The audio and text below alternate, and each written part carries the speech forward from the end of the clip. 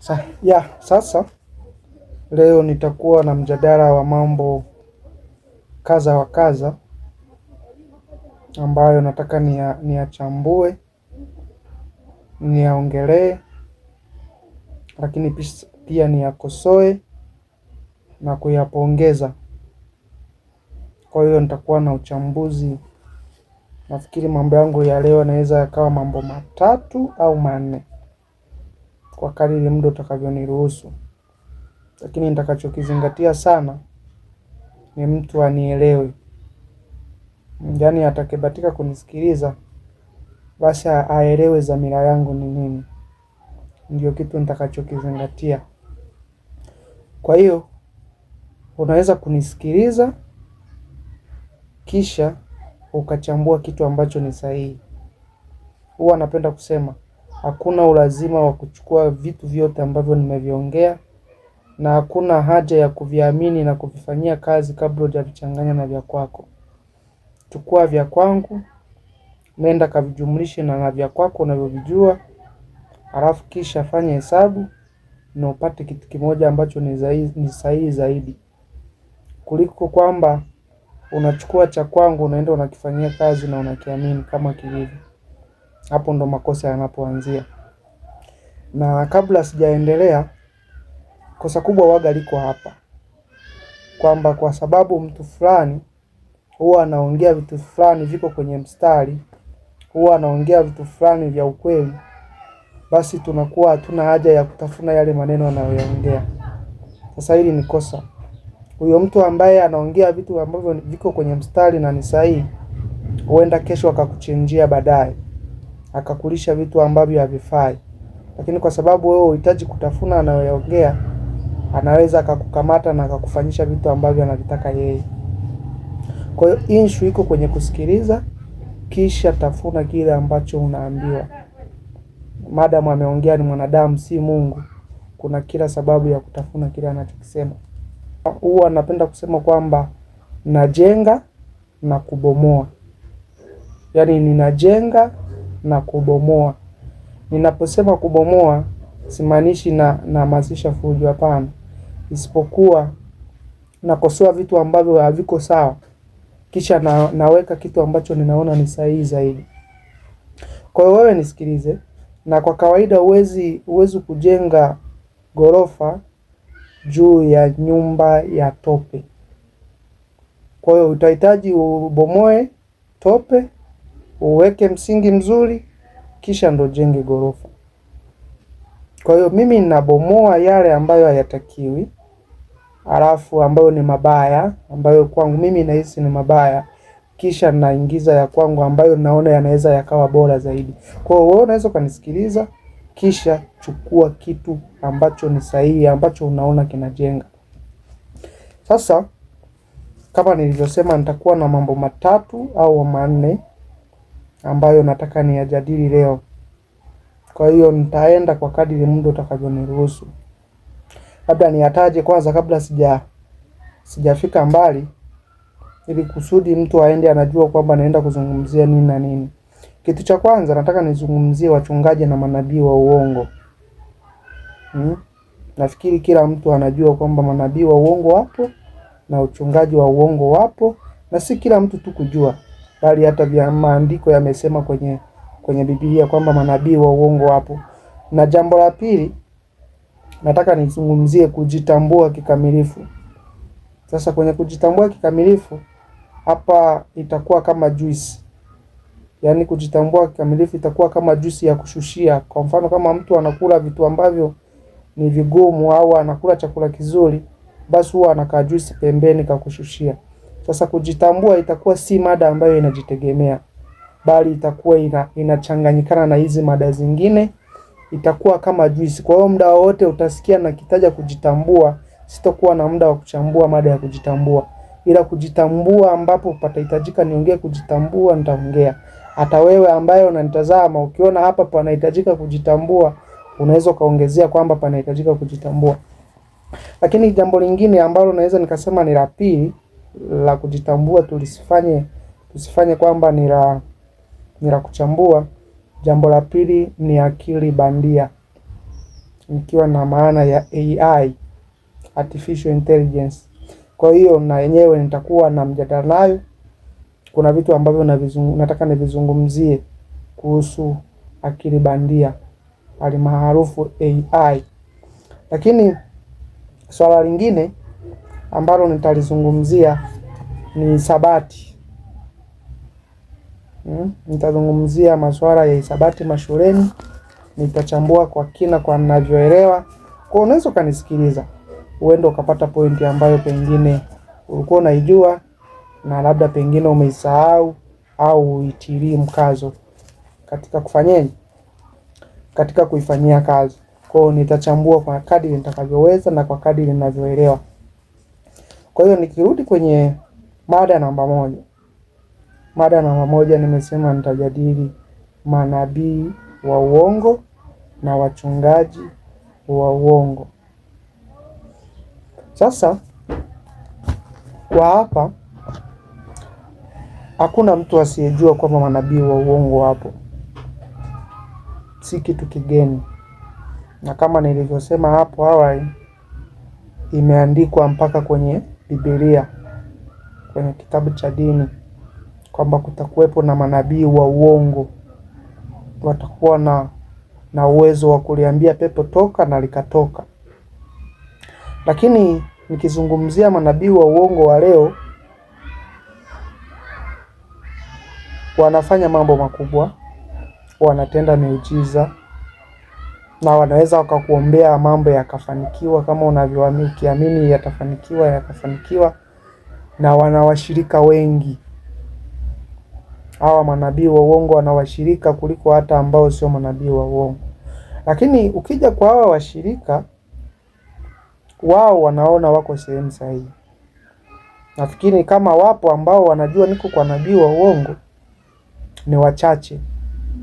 Katika wale watu ambao wanasali pale kwa nabii wa uongo, ni wachache ambao wanajua mimi niko kwa nabii wa uongo.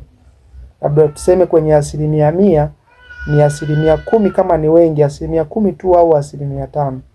Ndio wanaweza wakawa wanajua kwamba hapa nilipo sio sehemu ambayo ni ya mchungaji wa kweli au ni ya nabii wa kweli. Na hao ambao wanakuwa wanajua wako kimpango mzima na huyo nabii, wako kimpango mzima na hilo kanisa, wanajua ni nini ambacho kinaendelea. Lakini wengi wa watu ambao wanakuwa pale huwa wafahamu kwamba niko sehemu ambayo sio sahihi. Na siku zote mchungaji wa uongo hawezi kukwambia kwamba mimi ni mchungaji wa uongo, bali anapokuwa anahubiri huwa anasema na yeye kwamba kuna manabii wa uongo. Tena anakuambia jihadharini nao, jihadharini na makanisa ya huko ambayo yanakuwa yana manabii wa uongo. Sasa mtu ambaye yuko mle, ambaye ni muumini, sasa anaweza akashindwa kujua kwamba hapa niko kwa nabii wa uongo, na akiwa anaona kwamba yule ambaye anamhubirisha, yule ambaye anampa neno, naye anamwambia kuna manabii wa uongo, hawezi kujua kwamba niko sehemu ambayo sio sahihi. Sasa lengo langu mimi hapa, kama nilivyosema, kwamba kujitambua. Kujitambua. Nimesema kwamba kujitambua itakuwa kama juisi, yani nitakuwa ninaongea kwenye mada zote kujitambua. Sasa lengo langu mimi ni hao ambao wako kwa manabii wa uongo, lakini hawajui kwamba wako kwa nabii wa uongo. Lakini ukiachilia mbali hilo, hawa manabii wa uongo wana roho mbaya, hawana mioyo ya utu, hawana mioyo ya kujali. Yani kama wanajitambua, basi mioyoni mwao si binadamu ambao tunaowajua sisi. Kwa sababu binadamu anayejitambua, binadamu ambaye anajua binadamu wake na anajua binadamu mwingine, lazima awe na huruma naye. Lakini nabii wa uongo sidhani kama ana kitu kinachoitwa huruma. Kwa sababu nitataja vitu ambavyo ninaviona kwa sababu gani hawana huruma. Lakini kwenye hao ambao ni wa uongo, wamo ambao ni wa ukweli, wamo ambao ni sahihi, ambao mimi siku zote huwa nawakubali. Nitachambua kwa kadiri ambavyo naweza.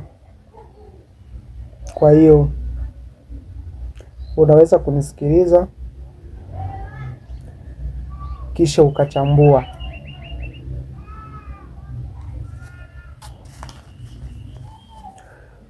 Nitaanza hivi kwamba katika kuishi kwa mwanadamu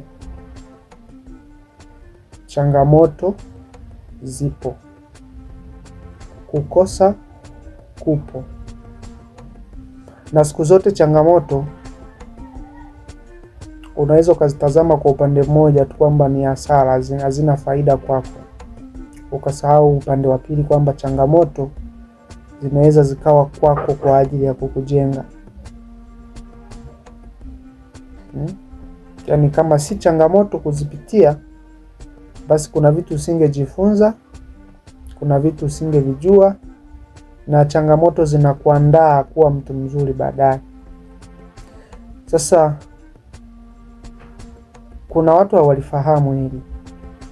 Wanapokutana na changamoto kidogo za maisha, wanapokutana na changamoto labda za magonjwa, wanapokutana na changamoto labda na za kipato, wanakimbilia kwamba mimi nina laana, mimi nimerogwa, mimi nimefungwa. Kwa hiyo wanaona njia sahihi ni kwenda kutafuta kutoa hizo laana, ni kwenda kutafuta kutoa hivyo vifungo ambavyo wao wanaamini wamefungwa. Lakini wanasahau kama nilivyosema, upande wa pili changamoto huwa zinakuja kwako kukujenga. Sasa wanapokutana na hizi changamoto ndipo wanaenda sasa kwa hao ambao wanaitwa manabii wa uongo, wenye kutoa miujiza,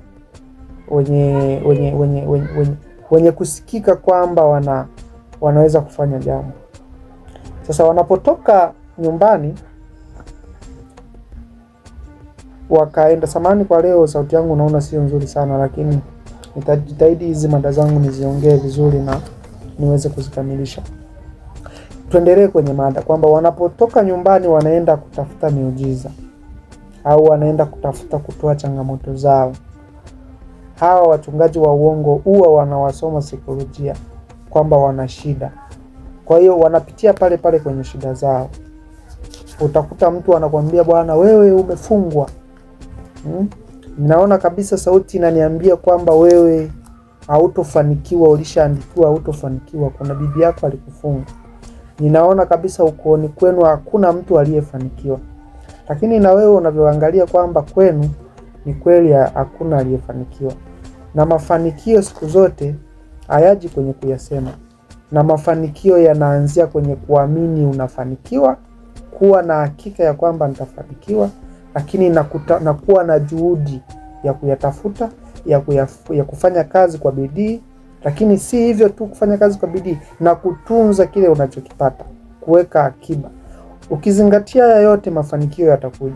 Lakini kama kwenu hakuna aliyefanya haya, hakuna aliyetafuta hela kwa bidii, bali wote mlikuwa na imani ile ile kwamba waliofanikiwa wametoa kafara, waliofanikiwa wako kwa shetani, waliofanikiwa sasa hivi kuna kitu kinaitwa Freemason, wako Freemason, hakuna aliyetafuta kufanya bidii, basi lazima wote mtakuwa maskini na wote mtakuwa chini. Kwa hiyo unapoenda kwa mchungaji anakuambia hakuna kwenu aliyefanikiwa, kwa hiyo mlishaandikiwa nyinyi hamtofanikiwa, anakuwa unapoona amesema hicho kitu unaona kama vile ameongea ni ukweli. Unaona kama vile ameongea kitu ambacho ni cha kweli. Kwa hiyo anajua shida zangu. Na kama mtu anajua shida zangu, basi ana uwezo wa kuzitatua. Ana uwezo wa kuniambia hichi kitu kikaondoka. Kwa hiyo wewe kwenye moyo wako naamini nimekuja sehemu sahihi. Kama mtu ameweza kujua shida zangu, ameweza kujua kwamba kwetu hakuna aliyefanikiwa. Lakini kumbe anaweza kujua kwamba kuna familia ambazo haziwezi zikafanikiwa kwa sababu ya imani zao walizonazo, kwa sababu ya vitu wanavyoviamini, kama hivyo nilivyovisema kwamba wanaamini waliofanikiwa ni watu waliotoa kafara. Kwa hiyo anatumia hiyo njia. Unapofika kwake anakuambia kwamba tatizo lipo. Wewe kama uko kwenye kanisa ambalo halina hayo mambo, basi amini kwamba haya mambo yapo. anakwambia nitakuombea, lakini kuna sadaka maalum unatakiwa itoe ili kusudi ni kuombee mambo yote yafanikiwe. Na anapokuambia utoe sadaka maalum, akwambii tu akaishia hapo, bali anakupa na neno ambalo liko kwenye Biblia. Na si kwamba wachungaji hawa wa uongo wana Biblia zao, na si kwamba waongei masuala ya Mungu. Wanatumia Biblia hiyo hiyo ambayo wanaitumia watu wengine, ambayo unayo wewe, na wanatumia maandiko yako kukamatia hapo hapo. Na kitu ambacho wananiuzi, ambacho kinanikera sana, mchungaji unaweza kumfuata ukamwambia, bana, mbona hili andiko limesema kwamba manabii wa uongo watakuja, wanasema kwamba wataamurisha pepo litatoka, watafanya haya na haya, na wewe na kuona unafanya haya na haya. Atakwambia, we, sio hivyo. Unatakiwa usome kuanzia sehemu fulani, ujue aliyeandika Biblia ni nani, ujue alikuwa anazungumzia nini, ujue alikuwa yuko kwenye wakati gani. Anakupoteza. Kwa hiyo hatakupa majibu yaliyo sahihi. Atakuzungusha, atakuelewesha vitu ambavyo anavijua yeye. Lakini anasahau kuwa anapokuwa kwenye madhabahu anahubiri, huwa anasema fungua kitabu sehemu fulani. Akijitahidi sana na yeye kwenda alivyokuwa anakuambia yeye, atakwambia kwamba ameandika mtu fulani. Hataenda mbali zaidi hapo. Kwa hiyo atakwambia labda fungua Mathayo kifungu fulani fulani, atakwambia kinasema toa. Kwa hiyo na wewe ukifika umeandikiwa wanasema toa ulicho nacho, na hujaambiwa kwamba kilikuwa kinazungumziwa wakati gani, anakukamatia hapo hapo. Kwa hiyo sasa, hii si ungwana. Hii si ungwana. Huu si ubinadamu. Unakuta mama wa watu wa sasa, wengi huwa ni wamama. Mama wa watu unakuta amepanga chumba, analipa kodi, ana watoto labda wawili wanaenda shule, wanatakiwa wale, lakini na biashara yake sio nzuri sana. Biashara yake ni ya chini. Yaani mahitaji yake akiyapata, basi anayapata kwa kusota sana. Na amekuja kwa huyo nabii wa uongo au mchungaji wa uongo mwenye kuhitaji kunyang'anya walionacho, azidi kuwa nacho yeye, anamwambia uende ukalete 50,000. Na huyo mama, hiyo 50,000 kwake ni kama milioni 5 au ni kama 500,000. Ni kubwa. Kwa hiyo anahitaji kwamba aende akabangaize, atunze anavyotunza, apate hiyo 50,000 na aipeleke kwa huyo nabii, kisha muombee aweze kufunguliwa na aweze kupata mafanikio. Lakini hapo wanashindwa kuelewa kwamba mafanikio hayaji kwa kuombewa peke yake. Ingekuwa mafanikio yanakuja kwa kuomba peke yake, tusingekuwa kuna haja ya kufanya kazi, kwa sababu Mungu ameandika kwenye Biblia zetu kwamba ni baba yetu. Tungekuwa tunakaa tunamuomba, vitu vinashuka kutoka mbinguni. Lakini hili neno ambalo liko kwenye Biblia linasema kwamba anabariki kazi ya mikono yako, anaweza hata asikuonyeshe. Kwa hiyo mama wa watu anachukua ile 50,000 aliyoipata kwa shida na kwa tabu, na hapo katikati ameambiwa ni kufunga na kuomba. Unapofunga maana yake hela yako haina pa kwenda. Amejinyima, amekula kitu ambacho akistahili kuliwa, amekula vitu ambavyo ni vya ajabu, anaitafuta ile 50,000 anaenda kufanya kupeleka kanisani. Anapopeleka kanisani anaombewa.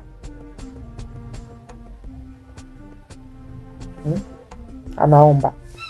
Akishaomba, Mungu hawai wala chelewi, anajibu kwa wakati wake, na hilo neno atakusomea. Na akishakuombea anakuambia nenda, matatizo yako yameisha. Ninaona kabisa mwakani ukiwa una gari lako. Ninaona kabisa mwezi wa 7 hautofika kabla hujanunua kiwanja. Ninaona kabisa kwamba umeshafanikiwa. Kwa hiyo mama ataanza kusubiria mafanikio, ambayo ameombewa na mchungaji, kwa sababu Mungu hakawii wala hawai. Atajipa imani, ipo siku na mimi nitafanikiwa, kwa sababu laana zote zimeshaondoka. Na huenda Mungu amechelewa mimi kuniendelea kunifunza, au amechelewa kwa sababu zake. Kwa hiyo unakuta kwamba wanazidi kuwa maskini, wanazidi kubaki chini, wanazidi anazidi kumtumikia Mungu kwa shida. Hii sio sawa. Nasema hii sio sawa. Hii sio ungwana.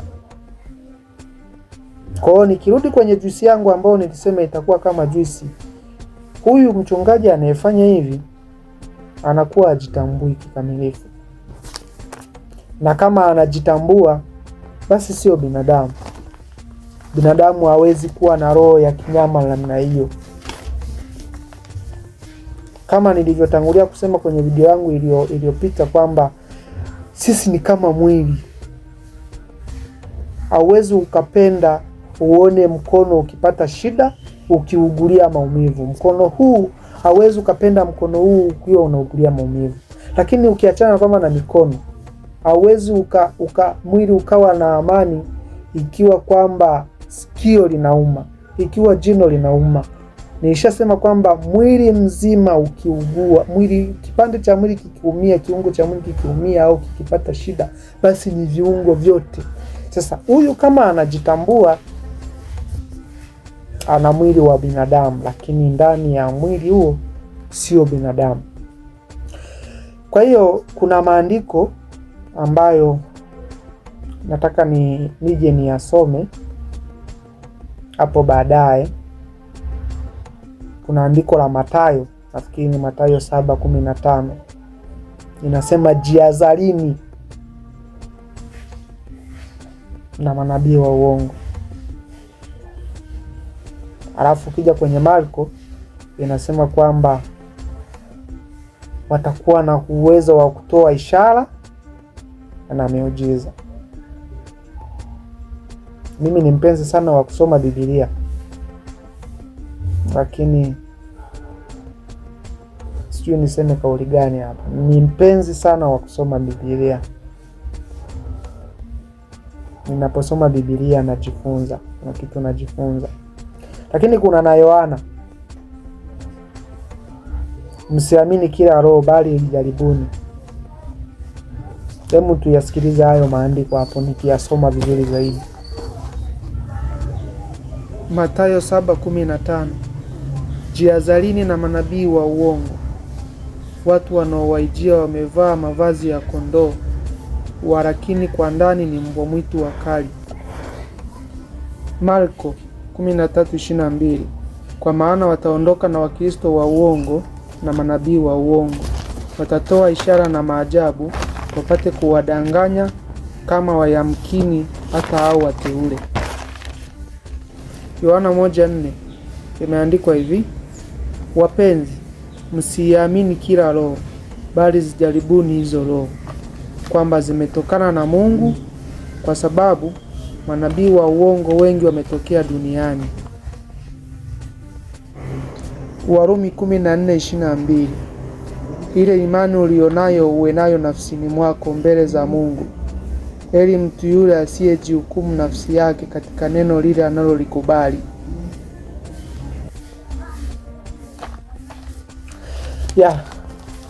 Nafikiri tumesikiliza vizuri hiyo Mathayo na Marko na Yohana. Na hii maandiko ndo sai hiyo wanayoitumia. Wanatumia maandiko hayo kuwakamateni. Lakini haya nafikiri huwa kwao wanayaruka, hawahitaji kuyasema. Na anaweza akakusomea kama nilivyosema kwamba mchungaji wa uongo au nabii wa uongo ambaye yuko kimaslahi, yuko kiutafutaji, yuko kibiashara, huwa anasema na yeye kwamba kuna manabii wa uongo, anawataja. Kwa hiyo anaweza akaingia kwenye kipindi akaja na manabii wa uongo ili wewe azidi kukuteka akili zaidi. Sasa kwa sababu na wewe ulishamwamini Na hapa kwenye kuamini ndio tatizo lilipo. Kuna story moja ya watu wa Kenya. Nafikiri sijui ni kwa mchungaji gani ambao waliambiwa wafunge mpaka kufa.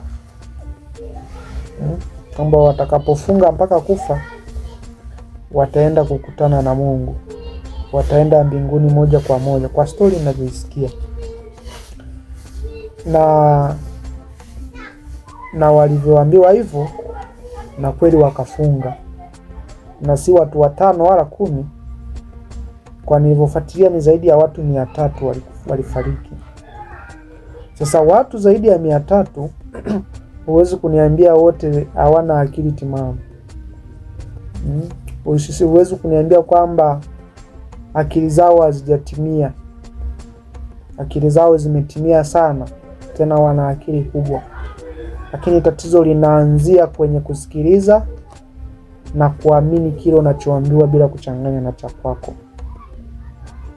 Na mtu na uwezo ukampa panya, ukampa sumu peke yake. Ukaenda ukanunua sumu dukani, ukaja ukamtegea panya, utaikuta kama ilivyo. Itahitaji ununue sumu ya panya, utafute kama ni karanga, kama ni minofo ya samaki, vyovyote utakavyoweza, kitu ambacho anakipenda panya. Kisha uipake ile sumu kwenye hivyo vitu anavyovipenda panya, ndipo umtegee. Hapo ndipo utamnasa vizuri. Sasa hii ina maana gani? Ina maana kwamba mtu ambaye anakuja anakulisha vitu havieleweki, anakuja anakuhubiria kutoa pasipo kukwambia ufanye kazi kwa bidii. Huenda mwanzo alianza anakuhubiria mambo mazuri, anakuhubiria mambo unaona ambayo yako sahihi, ambayo yaliushika ufahamu wako. Sasa kama utamwamini kwa siku hizo, mbeleni huko akikubadilikia, hautomtilia mashaka, utamuona kwamba ni neno tu linamuelekeza kufanya hivyo. Kwa kinachohitajika, kila siku ninasema, ni kwenye kusikiliza na kuchambua kitu ambacho ni sahihi.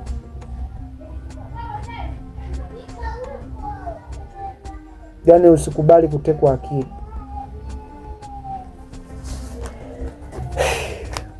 Ninaendelea. Kwa hiyo tukirudi kwenye manabii wa uongo, wanachokifanya sio kitu sahihi. Wanakosa ubinadamu. Kama wanakosa ubinadamu, lakini sisi tuko ambao tunawaona mitaani, wanaowahangaikieni kuwatafutieni hela wawaletee. Japokuwa wanasema kwamba dini imeunganika kiukubwa na serikali. Sasa nisijue kwamba dini zinashirikiana na serikali kuwafanya wananchi kuzidi kuwa maskini, lakini sidhani kama ni hivyo. Bali hawa ni watu wengine wanaamua kufanya vitu ambavyo havieleweki na wanaichafua dini. Ingawaje mimi sizikubali dini. Lakini kama umeshaamua kwenye dini, basi dini zisizidi kuwa na hasara nyingi. Dini zimeshakuwa na hasara ya kutugawanyisha, ya kutupa uadui. Angalia kule Irani wanapigana kila siku. Nilisema hata juzi kwamba udini umo. Yule Mwirani anaambiwa ni adui, anapigwa mabomu mazito, wanauliwa wananchi. Mpaka sasa hivi watu 3000 wameshafariki kwenye ule mzozo. Ukifuatilia kwamba issue ni kwamba wasimiliki silaha za nuclear, kwamba watawaangamiza watu wa Irani. Lakini ukiangalia ni nchi nyingi tu ambazo wanazimiliki hizo silaha.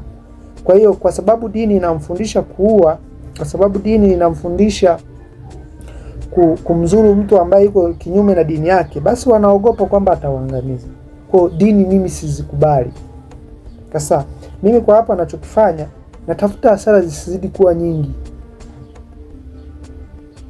Unapokuwa na waumini zaidi ya 5000, kuna watu wana waumini wengi zaidi ya 5000. Unapokuwa na waumini zaidi ya 200, labda 5000 wamekuwa wengi, alafu zaidi ya 200 unawafundisha katika kuamini kwamba watoe ndio watapokea. Sasa watu wanazidi kuwa maskini, hawatapata muda wa kutafuta hela ya kufanya biashara. Wataamini kwamba maombi ndio atakayotupa. Badala yake kwamba wangefanya kazi kwa bidii, wangeamini kwamba heri inapatikana kwenye kuweka akiba, kwenye kufanya kazi kwa bidii, lakini pia na kwa kuwa na imani kwamba nitafanikiwa, kuna kitu kilichonizuia. Lakini sasa wewe unawaaminisha wanalaana, unawapa laana ambazo hazipo, unawapa mikosi ambayo haipo, unawapa vifungu ambavyo havipo, lakini baadaye unakuja unasema kwamba nina suluhisho la kukuombea vile vitu viondoke. Kwa hiyo watu wengi unakuta wanazidi kuwa chini. Kwa hiyo mtu mmoja ndiye ananeemeka, watu zaidi ya 200 wanamneemesha mtu mmoja. Kuna kamsemo alikasema Roma Mkatoliki, akasema kwamba alisema kwamba mchungaji mnamchangia sadaka aende anunue gari, mnamchangia sadaka aende ajenge nyumba, mnamchangia mafuta ya kwenye gari, mnamfanyia kila kitu na mnaenda mnamtunza. Mnamtunza kwa kumpa hela ya kutumia nyumbani. Lakini nyinyi anawaombeeni kwa Mungu. Sasa kwa nini yeye asimuombe Mungu na yeye ndio mtumishi wa Mungu? Kwa nini wote tusimuombe Mungu?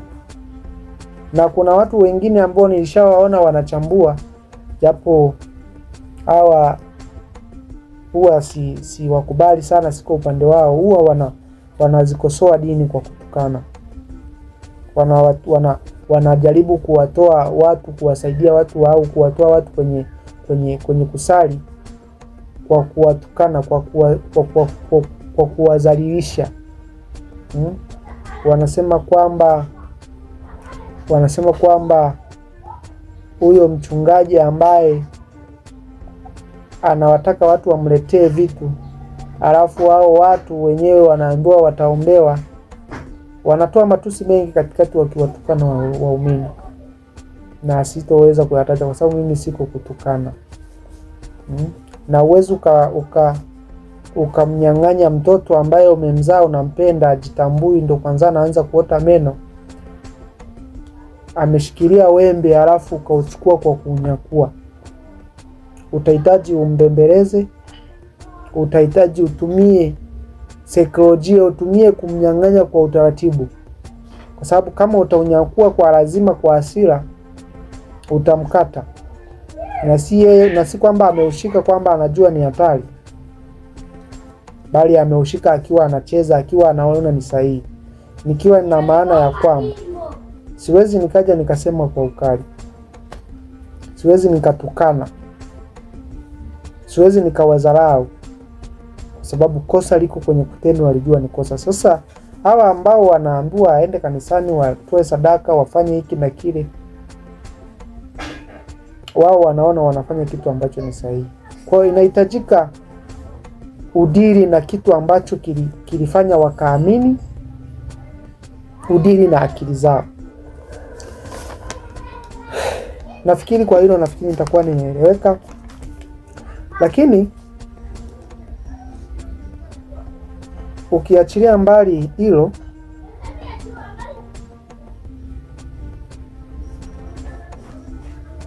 nitataka ninene na hawa wachungaji ambao ni wa uongo.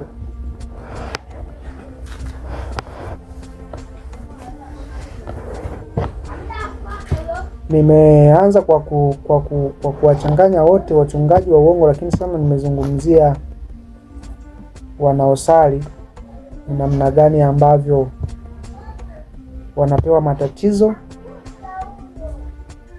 kisha wanarudi wanasema kwamba matatizo nitayatoa kwa kuyaombea, na kuna sadaka maalum unatakiwa utoe. Sasa nataka nizungumze na hao wachungaji. Nafikiri tunawaona sana maredioni, tunawasikia sana, na wengine huwa wanaenda mbali, wanawaigizia hawa ambao ni waumini. Wana watu wao ambao wameshawapanga, wanapokea simu za wagonjwa, za wahitaji. Kisha watu wale ambao wamewapanga wanasema mimi nilikuwa na tatizo hili na hili, na ulivyoniombea nimepona. Lakini si hivyo tu, mchungaji anaweza akatabiri kwenye redio akasema, bana, nakuona una tatizo hili na hili, na naona fulani alifanya hiki na hiki, na yule mtu akasema kwamba ni kweli. Lengo wanataka wamteke msikilizaji mwingine, na kishamaliza hapo kwenye hicho kipindi cha redio anasema kwamba wenye matatizo muje kanisani, Mungu atawaponya. Wanapotoka, yule ambaye ametekwa ataamini kwamba kweli huyu mchungaji ni sahihi, amemponya yule, nimemsikia, ametabiri ya yule, nimemsikia, amefanya kile, nimemsikia, na mimi na tatizo hili, kwa hiyo tatizo langu ni dogo kwa hilo nililolisikia, amemtibu mtu mwingine. Kwa hiyo Jumapili atafunga safari, ataenda kwenye hilo kanisa. Anapofika kanisani anakuta hakuna maombi ya bure. Atakuta kwamba kuna mafuta yanauzwa. Atakuta kwamba kuna maji yanauzwa. Atakuta kuna chumvi ambayo imemwagwa kama mstari, kwamba wanaohitaji kuombewa wanakuja na shilingi kadhaa, wanakanyaga, wanaombewa na hayo mafuta na maji. Kwa hiyo kanisani si maombi tu, bali kuna makanisa hata biashara inaendelea. Tena wanauza bei ghali.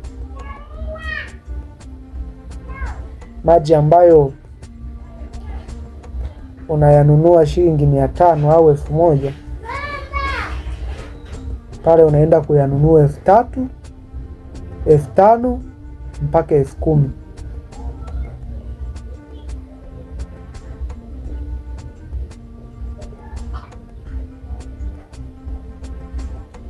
Kwa hiyo ili uombewe, ambaye ulisikia kwenye redio na ukaenda kanisani, unatakiwa uwe na hela. Na wewe kwa sababu una tatizo, na wewe kwa sababu umeamini toka jana ambavyo ulisikia kwenye redio kwamba huyo mchungaji anafanya hiki na hiki, na hela unayo, na pengine haikizi mahitaji yako,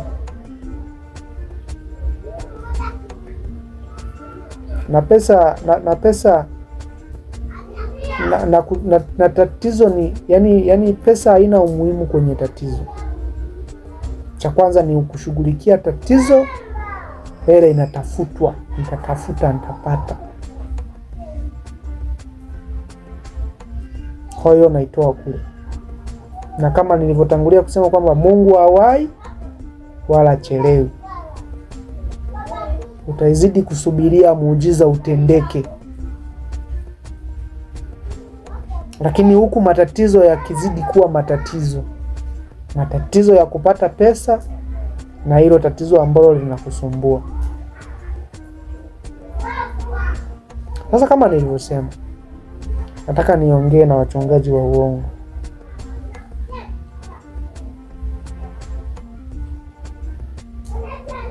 Wachungaji ambao wako kwa ajili ya kutafuta pesa, wako kibiashara zaidi, wako kimaslahi. Wanatumia uwezo walionao, wanaenda kwenye vyuo vya Biblia wanasoma, wanatumia elimu walionayo kuja kuwateka akili watu, kuja kucheza na saikolojia zao, kucheza na akili zao. Utu wenu uko wapi?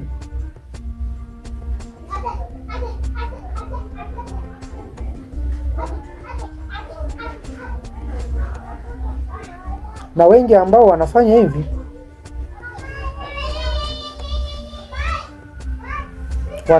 wengi wanajua kwamba dini zipo kuhamasisha kuishi kwa amani, kuishi kwa upendo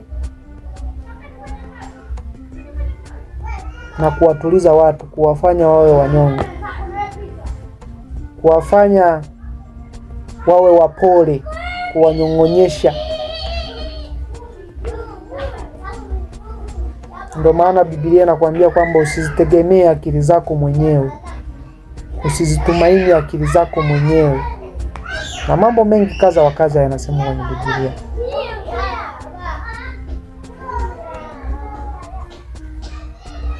Sasa nyinyi wachungaji ambao mnafanya hivi, utu wenu uko wapi?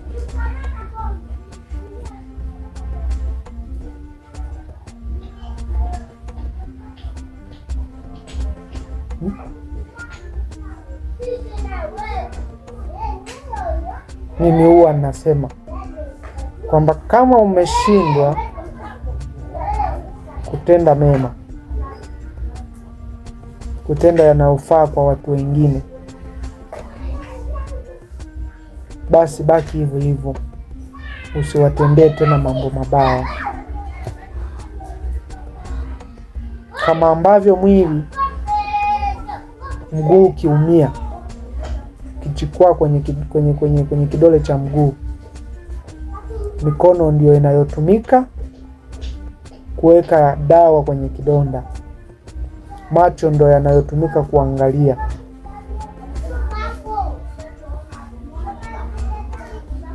Vinasaidiana. Na misheni yangu mimi, turudi kwenye kujitambua. Dini zimeshindwa kutusaidia chochote. Ukweli hautopingika popote. Yaani ukweli huwezi kuchanganya na kitu chochote. Yaani ukweli unakuwa namba moja, ndio vinafuata vitu vingine. Yaani kabla ya hiyo imani kinaanza ukweli. Kabla ya chochote unaanza ukweli. Sasa dini zimeshindwa kutusaidia. Zimeshindwa kuzuia vita. Zimeshindwa kutupa viongozi ambao ni sahihi. Wako serikalini, wanasema wanamtumikia Mungu, wanamtaja Mungu, lakini matendo yao ni tofauti.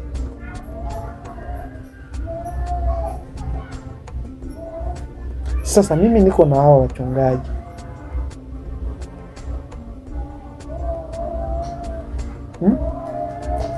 Utu wenu uko wapi? Kama umeshindwa kuwasaidia kisaikolojia, kuwasaidia kiakili, wafunguke.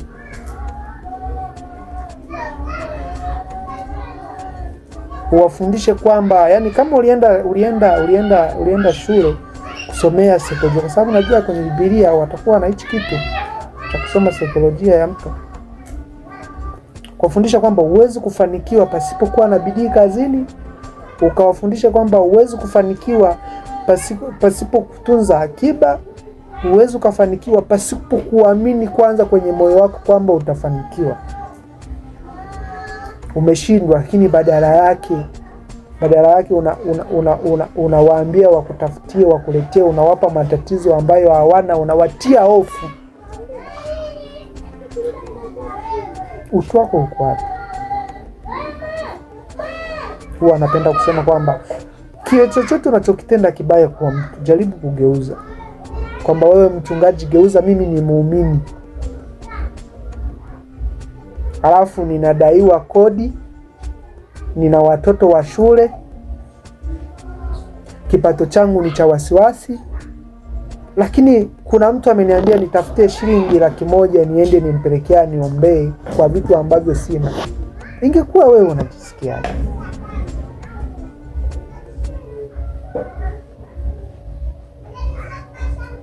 Naje? Uone kwamba wewe ni dhaifu sana? ni mtu ambaye yani ni dhaifu sana. Mimi niliwahi kusema, nimeshasema na kwenye ile video kwamba hawa watu ni dhaifu sana.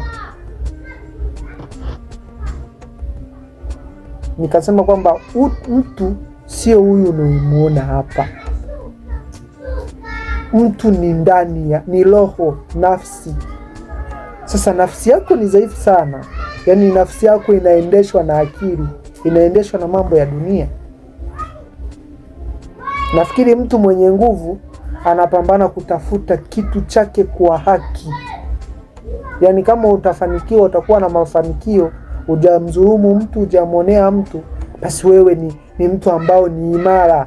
Sio imara hapa mwilini, kwamba ni imara unamiliki magari, unamiliki makampuni, unamiliki waumini wengi. Sio hivyo. Uimara kuanzia ndani. Sasa kama unafanya hivyo, wewe ni dhaifu.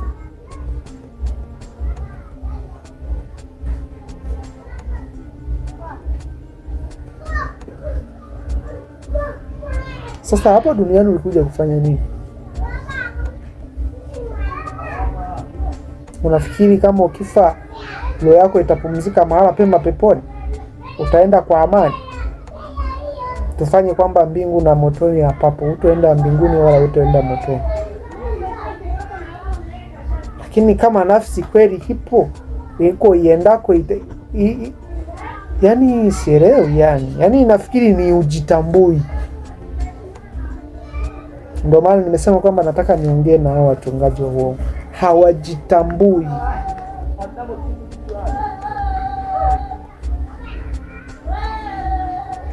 Hivi ulishawahi kwenda kwa mtu, kuishi kwa mtu, unakula unashiba, unakula tena chakula kizuri sana, unashiba, unakunywa na juisi, unalala vizuri, lakini unasimangwa, unadharauliwa, una amani ndani ya moyo ingawaje kimwili umeshiba? Ulishawahi? Basi maisha hayo ni magumu sana. Ni afadhali uende ukale ugali kila siku na mboga za majani na hata na chumvi kuliko hayo maisha.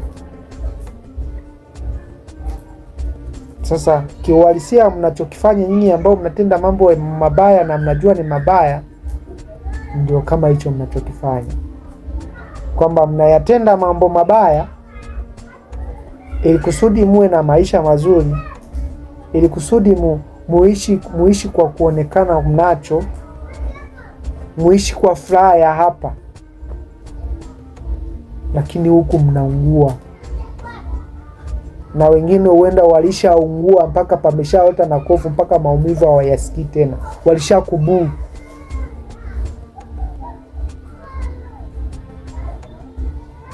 Na niliwahi kusema, kuna mtu nilikuwa naongea naye nikamwambia kwamba binadamu ana injini tatu, ana injini mbili.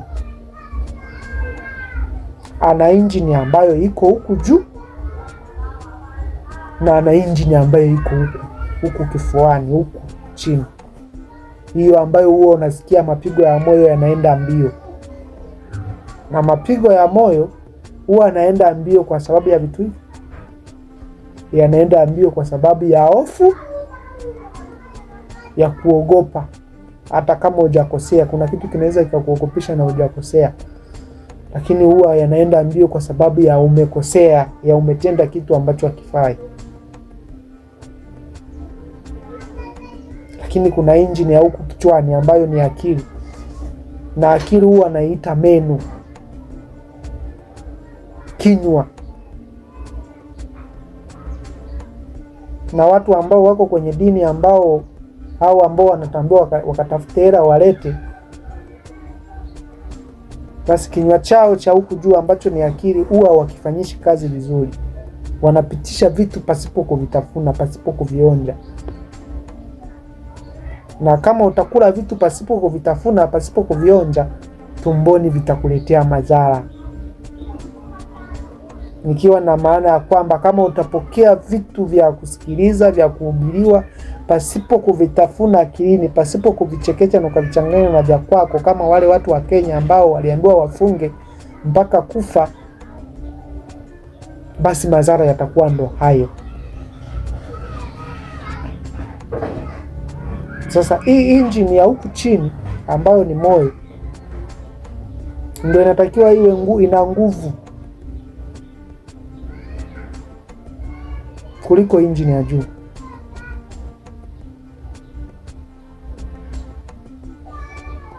kwa sababu huku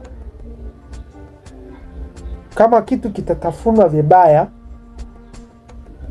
na kikashushwa chini,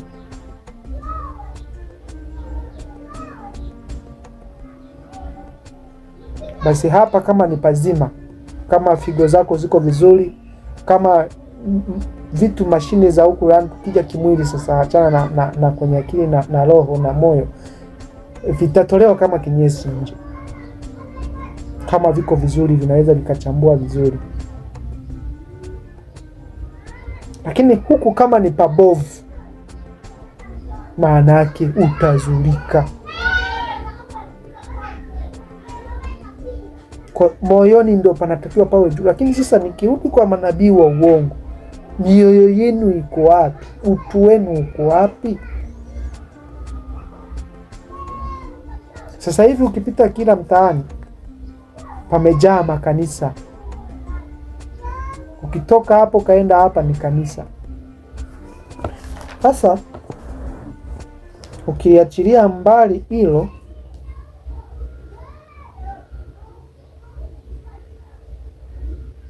kuna kanisa nataka nilitolee mfano, liko hapa Mwanza, maeneo ya Kirumba, sitolitaja.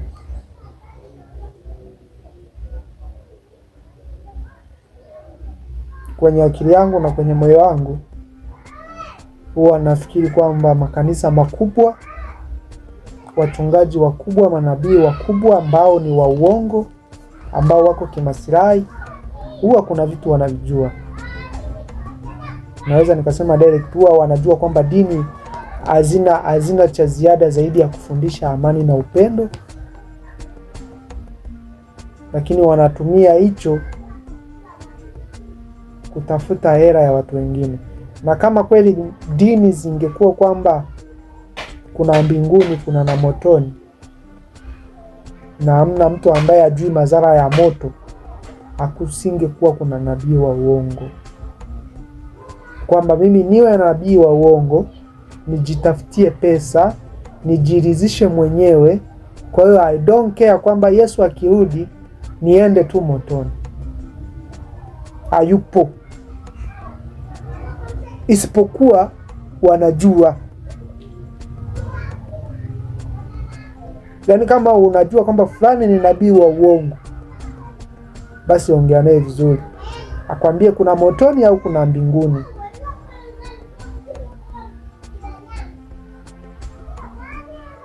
Kwa sababu siku ya kufa hakuna anayejua kwamba nakufa lini. Na kwa mujibu wa Biblia inavyosema, inasema kwamba ukifa ukiwa una dhambi ni motoni. Sasa amekufa, na muda wote anakufa, asamini mali za dunia, asamini raha ya duniani, lakini hafu aende motoni na asiende mbinguni. Na motoni Biblia inasema ni milele na milele, mbinguni ni milele na milele. Achague kuwa nabii wa uongo? Hakuna.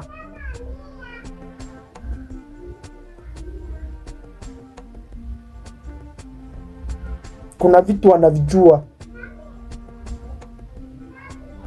si wote, lakini wapo. Kuna vitu wanavijua kwamba hapa dini hazipo kutupeleka mbinguni na motoni. Ndio maana wanachagua kutafuta pesa. Sasa kuna kanisa ambalo liko hapa Mwanza, ambalo nataka nilitoe mfano. Hili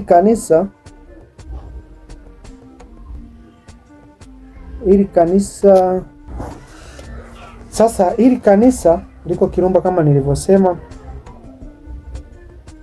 Huwa anapenda kusema kwamba huyu mchungaji ana utu.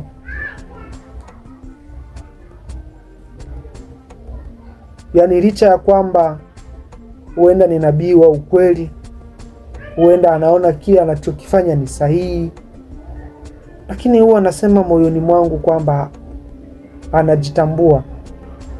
Lakini hata kama ajitambui kikamilifu kama mimi mtu ambaye nataka ajitambue kama mwili ulivyo, lakini ana utu huyu mchungaji. Ni kwa sababu gani? Ukienda kwenye lile kanisa, kama wewe ni mgeni wa pale, unaweza ukafikiri kwamba kila mshirika na gari yake. Yaani magari ni mengi, anataka kulingana na washirika. Lakini watu mitaani, lile kanisa huwa wanasema ni la Freemason, ni la watu wa mashetani. Wanasema hivyo kulingana na mafanikio yaliyoko pale, kwamba mafanikio ni makubwa. Sasa huyu mchungaji, naona kama muda unanitupa mkono. Huyu mchungaji yeye, kama nilivyosema, na utu. Mimi nalijua vizuri, nataka tu niseme hivi, nalijua vizuri. Nimekuwa pale muda. Kwa wanachokisema watu wa nje kwamba huenda likawa ni la mashetani, sio kweli. Isipokuwa kitu ambacho kiko kwenye hili kanisa ni tofauti na makanisa mengine. Sijazunguka sehemu kubwa, kwamba sijaenda Dar, sijaenda mikoa mingine, sijaenda nje ya hii nchi, sijaenda Kenya, sijaenda Uganda, lakini naweza nikasema hili kanisa ni mtu ambaye ninamkubali. Yaani angekuwa na uwezo wa kuona ndani ya moyo, ninamkubali. Anajitambua, anachokifanya anakuwa tofauti na wengine, kwamba wengine wanawaambia nenda katafute, uende uniletee, katafute upate uniletee, lakini yeye anataka mfanikiwe wote. Yaani anataka wewe fanikiwa kwanza, ukifanikiwa na mimi nimefanikiwa. Ukienda pale, umekuwa mshirika wa pale, kama unataka kwenda shule atakupeleka, atakusomesha. Kama biashara inasuasua na mtaji anaweza akakupa. Kama ni mfanyabiashara wa kitu fulani, anakukutanisha na wafanyabiashara wengine, na baada ya ibada anakuja anakuambia, anakuja mnajadili masuala ya maendeleo, anakufundisha kutafuta pesa. Na neno la Mungu linahubiriwa vizuri.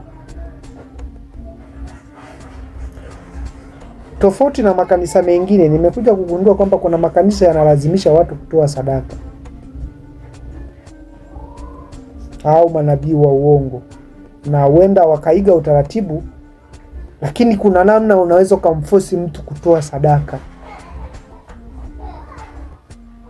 Mnapokuwa mmekaa kanisa zima, halafu mtu anakuja, mtu muda wa sadaka anasema huu upande, mnanyanyuka mnaenda, mnanyanyuka wote mnaenda, huu upande mnanyanyuka mnaenda kutoa sadaka kule mbele.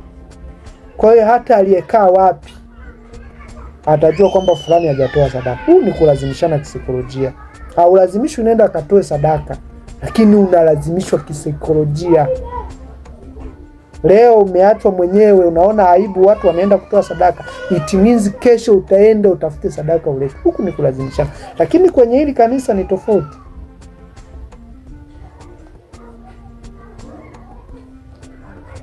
Inaweza ikatokea hata aliyekaa pembeni yako usijue umetoa sadaka. Makanisani kwingine wanaweza kabla ya kutoa sadaka, kuna neno kabla ya sadaka. Hakuna neno la kukushawishi wewe utoe sadaka. Na 500 wanaweza wakasema unamtolea Mungu 500 na uzima wote huu na vitu alivyokubariki, unamtolea mtu 200, lakini huku hakuna, kwa sababu unacho. utatoa mwenyewe, na utatoa kulingana na kipato chako, utatoa kulingana na ulicho nacho. Kwa hiyo hili kanisa nilisema ni kwamba nitalitolea kama mfano. Basi kama hamwezi kuziacha dini, hamwezi kuachana na masuala ya dini, unaona kwamba wewe nabii wa uongo, mimi nitakula wapi nikiacha uongo? Basi badilika. Usiwape matatizo na ukasema kwamba una tiba ya kuwatibu, bali wafundishe kwamba kazi ndiyo inaleta pesa na matatizo ni ya sehemu ya mwanadamu.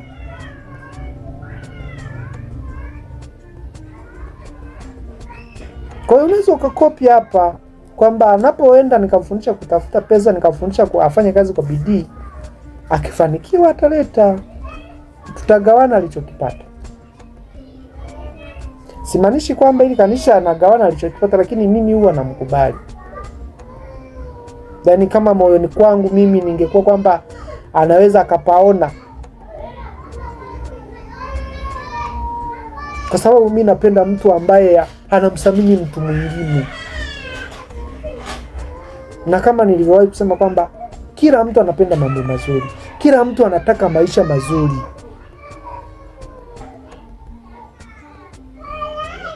Sasa ukijiangalia peke yako, unatakiwa muangalie na mwingine.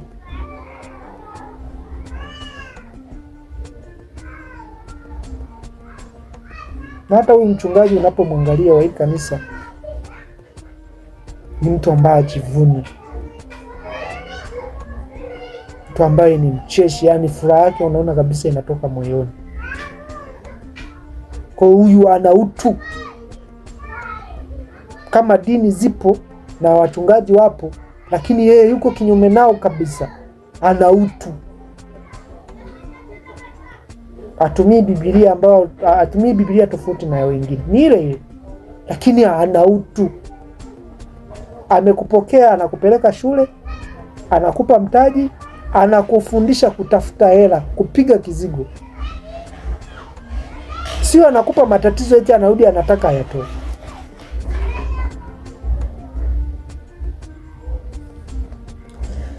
Nafikiri kwa hapo naomba niishie hapo. Naona hii mada imekuwa ndefu, ingawaje kuna kama vitu vimebaki, lakini naona niishie hapo. Sasa hizi mada zilizobaki mbili naomba nitazipitia kwa haraka. Sitakuwa na muda wa kuzichambua.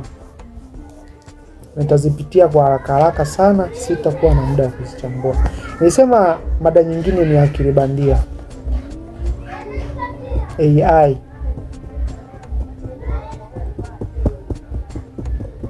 Nimepita mitandaoni,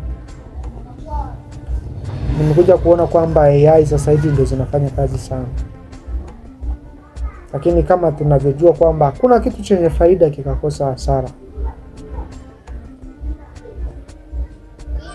Na kulingana na imani ya mtu au kulingana na utashi wa mtu, kwa utashi wake anaweza akaona hasara peke yake au akaona faida peke yake, kama ilivyo kwenye dini, kama ilivyo kwa waumini wa dini ambao wanaona faida peke yake, hawaoni hasara. Kwa ukija na imani zako, unaweza usione hasara za AI ukaona faida peke yake. Unaweza ukaona hasara peke yake usione faida. Lakini kwa ninavyojua mimi, AI ni kama gari, alafu wewe ni kama mwendeshaji, ni kama dereva. Mimi ni kama dereva, binadamu ni kama dereva. Kwa hiyo AI, akili bandia, ni kama gari, binadamu ni kama dereva. Kwa hiyo binadamu anaweza asiwe na spidi kama gari, lakini binadamu ndo anayeiendesha gari, ndio anayeamua gari ipite wapi. Kwa hiyo uwezo wa AI haina akili zaidi ya binadamu, bali yenyewe ina uwezo wa kuhifadhi data ina uwezo wa kuchambua mambo ambayo binadamu angeyachambua miaka mitatu, yenyewe ikayachambua ndani ya sekunde moja na ikayajua yote. Kwa hiyo ni nini ambacho nataka nikiseme hapa? Tunazitumiaje hizi AI? Tunaziendeshaje? Tunazielekeza zitufanyie nini? AI akiifuata mtu wa dini, ikisha kugundua kwamba wewe ni mtu wa dini, itasupport dini ni sehemu sahihi. Kwa hiyo usiamini sana, kama nilivyosema, kila kitu changanya, kwamba imekuonyesha vitu ambavyo viko juu ya uelewa wako, ukaona kwamba kila kitu inakijua kulingana na wewe unavyoenda, unavyoiongoza. Inaweza kasupport ukaja ukasema kwamba dini ni sehemu sahihi.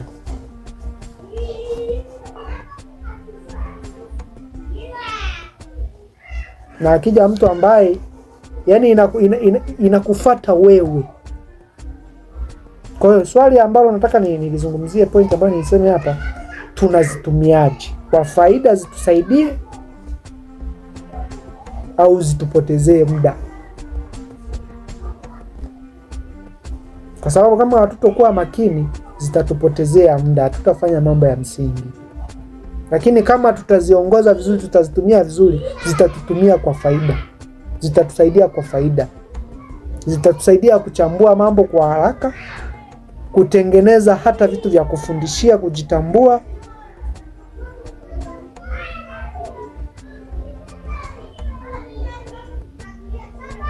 Kwa hiyo tunazitumiaje? Nafikiri muda tu umenitupa mkono, ilitakiwa nichambue hii mada vizuri, lakini muda hautoshi. Kwa hiyo sitopita sana. Kwa hiyo kwa kusummarize kwenye AI, tuwe makini nazo. Turudi kwenye pointi yangu kwamba cha kuambiwa changanya na cha kwako. Lakini licha ya hilo, kwenye AI tuzitumie kwenye mambo ambayo yanatupa faida za baadaye. Ziko vizuri, ziko makini, lakini inaenda kulingana na wewe ambavyo umeiongoza iende. Lakini kitu kingine, nataka nimalizie tu mada zangu kabisa. Kitu kingine nilisema ni hisabati mashuleni na kujitambua. Mada nyingine, hisabati mashuleni na kujitambua. Hisabati, ukienda mashuleni, wanafunzi wengi kwa asilimia kubwa huwa waipendi hisabati. Huwa wanasema ni mama mkwe. Mimi na hisabati hamna kabisa yani. Wewe niambie masomo mengine, hamna. Lakini hisabati inakutaka ufanye usolve mpaka upate jibu. Haikutaki uamini na ulisubirie jibu mpaka jibu ulipate. Yaani ni hisabati na kufundisha kwamba hata bora ulipate umelikosa. Huwezi ukafanya hisabati umepewa swali na mwalimu ukaishia katikati. Lazima jibu ulipate, lakini bora umekosa lakini jibu limepatikana. Sasa ushauri wangu mimi kwa watu mashuleni, yani piga sana mtu ambaye hataki hisabati. Na kama una mtoto, basi mshawishi kwa kumwambia, mshawishi kwa fimbo, aipambane na hisabati. Hisabati itamtengenezea mazingira ya kujiamini. Hisabati itamtengenezea mazingira ya kutokuamini pasipo kufuatilia. Ninaenda chap kwa sababu muda umeshanitupa mkono. Hisabati itamsaidia hisabati kuwa jasiri,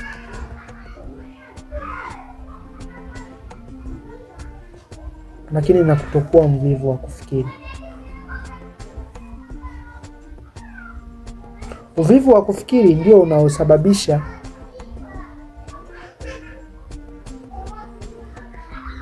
uvivu katika mwili, uvivu katika akili ndio unaosababisha watu waone kwamba wanaofanikiwa wote wametoa kafara, wameua, ni wa shetani, hawaamini katika kufanikiwa kwa mwanadamu kuwa na maendeleo makubwa.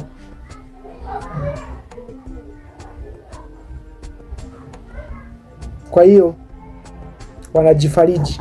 Lakini mtu ambaye ameisoma hisabati vizuri anaweza akaamini kwamba kuna kufanikiwa pasipokuwa na kutoa ndagu, pasipo kutoa kafara, hata kabla hajafundishwa, kwa sababu akili yake itakuwa na uwezo wa kuzunguka kwamba nikifanya hiki, nikafanya hiki, mafanikio nitayapata. Nafikiri masuala ya wachungaji ya uongo yamenilia muda. Ilitakiwa nichambue vizuri swala la hisabati na AI.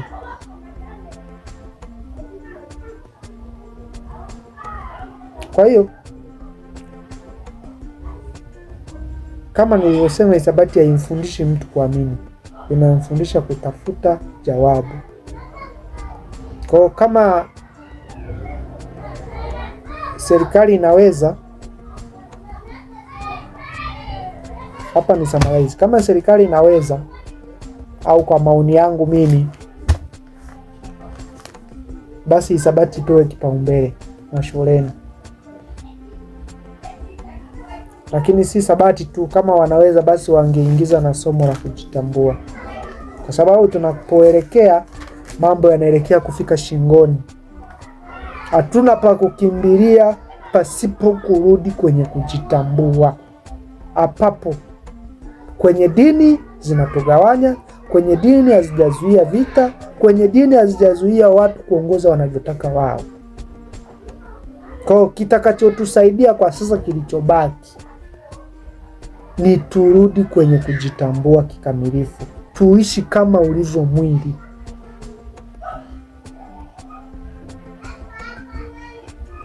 Kwamba mwili, yani kama nilivyowahi kusema kwamba binadamu ni kama ulivyo mwili. Yani kwa mtu aliyeumba binadamu, watu wote wale ambao unawaona, Wahindi, wa China, jirani yako aliye naye, ni kama hivi vidole, ni kama macho, wote ni kitu kimoja. Kwa hiyo turudi tuiweke hii kitu kwenye syllabus za shule, zifundishwe watu kujitambua. Mtoto akue anajua kwamba mimi ni kama fulani, kwa hiyo nikimzuru yule ni kama nimejizuru mimi. Hii itamsaidia atende mema pasipo kujua kwamba kuna mbinguni wala kuna motoni. Atatenda mema kwa sababu anajua huyu ni kama mimi na huyu ni kitu kimoja. Kwa hiyo ushauri wangu mimi, kama serikali inaweza, ikazane sana na hisabati. Yani itiliwe mkazo zaidi. Lakini pia kama wanaweza kujitambua, kuwe sehemu ya shule ya kufundishwa mtu kujitambua. Nafikiri asanteni.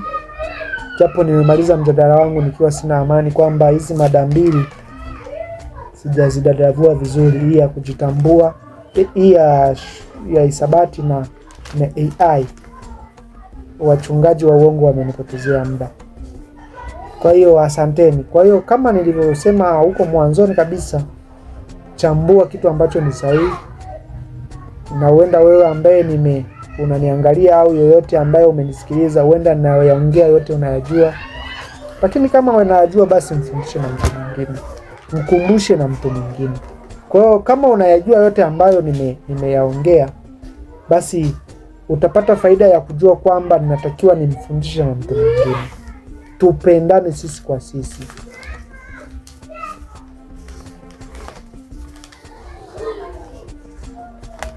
Na kama nilivyosema, kuna video nilisema kwamba madhara yanapokuja kwa binadamu yanakuja kwa binadamu, yani yanaathiri wote. Kwa hiyo ili wote tuwe salama, tunatakiwa wote tupendane na tutakiane mema. Asanteni na samanini kwa kupotezea muda. Kwa hiyo kama utapenda nachokiongea, unaweza kufollow hii account. Mimi lengo langu kubwa, yani point yangu kubwa, sipendi nimuone mtu anaonewa. Sipendi mtu nimuone anatendewa mambo mabaya. Napenda kama umeshindwa kutenda mema, basi muache mtu alivyo, lakini usimtendee mambo mabaya. Asanteni na asanteni tena.